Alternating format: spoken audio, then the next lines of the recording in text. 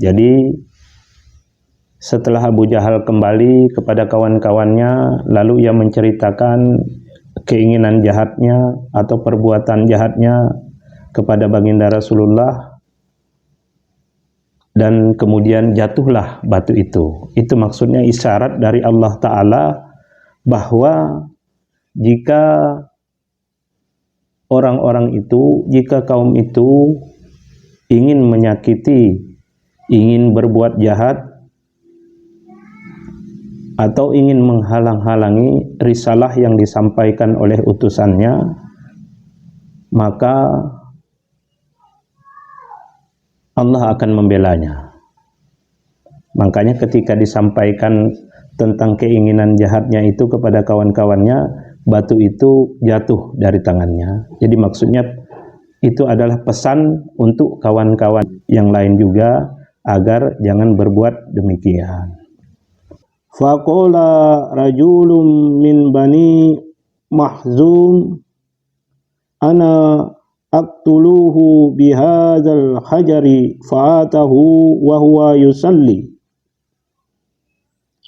Lalu seorang laki-laki dari Bani Maksum berkata, aku akan membunuh Muhammad dengan batu ini. Jadi kawan yang lain, kawannya Abu Jahal dari Bani Maksum ingin mencoba juga. Ia berencana akan membunuh Nabi dengan batu.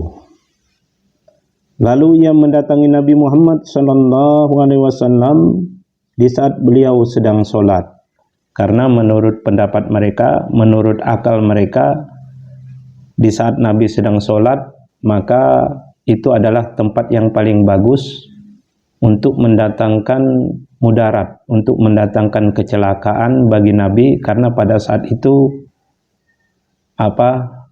tidak ada gerakan lain selain daripada gerakan terkait dengan ibadah sholat, sehingga Nabi menurut mereka tidak bisa melindungi dirinya. Menurut mereka pada saat itu Nabi akan lengah, sehingga bisa dengan mudah mereka membunuhnya di saat sedang sholat. Fa'arada ayyarmiyahu bil hajar fa'ammallahu ta'ala basarahu faja'ala yasma'u sautahu alaihi salam wala yarah. Lalu ketika ia hendak melempar beliau dengan batu itu, maka Allah Ta'ala membutakan penglihatannya. Lalu Allah menjadikan laki-laki itu dapat mendengar suara Nabi Sallallahu Alaihi Wasallam, namun ia tidak dapat melihat beliau.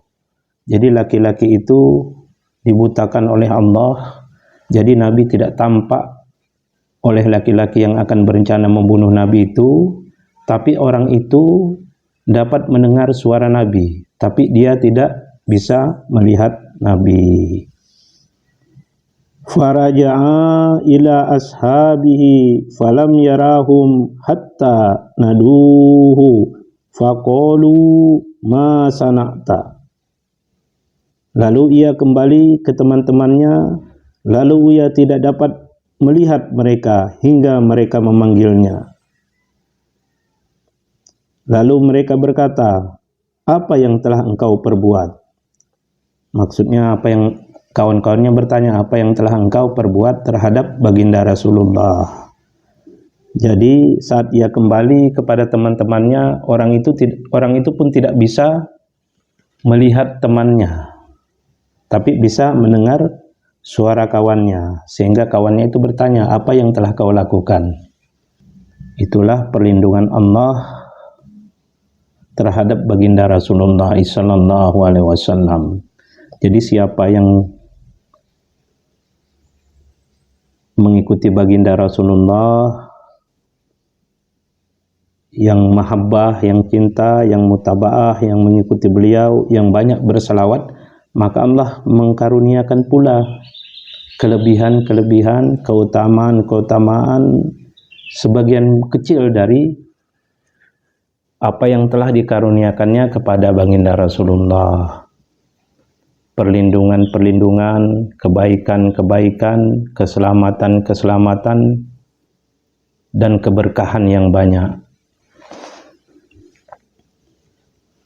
Sehingga para ulama mengatakan selawat itu sangat banyak manfaatnya hingga tidak terhitung manfaatnya apabila kita mencari, meneliti satu demi satu. Bahkan malaikat, ada dari golongan malaikat itu mampu menghitung hujan, tetesan hujan yang jatuh ke bumi mulai dari sejak zaman Nabi Adam sampai manusia yang terakhir, sampai masa yang terakhir. Malaikat itu mampu menghitung jumlah tetesan air hujan seluruhnya, tapi dia tidak mampu menghitung berapa besar, berapa banyak ganjaran selawat bagi umat Rasulullah dari Allah. Jauh lebih besar, jauh lebih banyak ganjaran itu daripada tetesan hujan yang pernah jatuh ke bumi.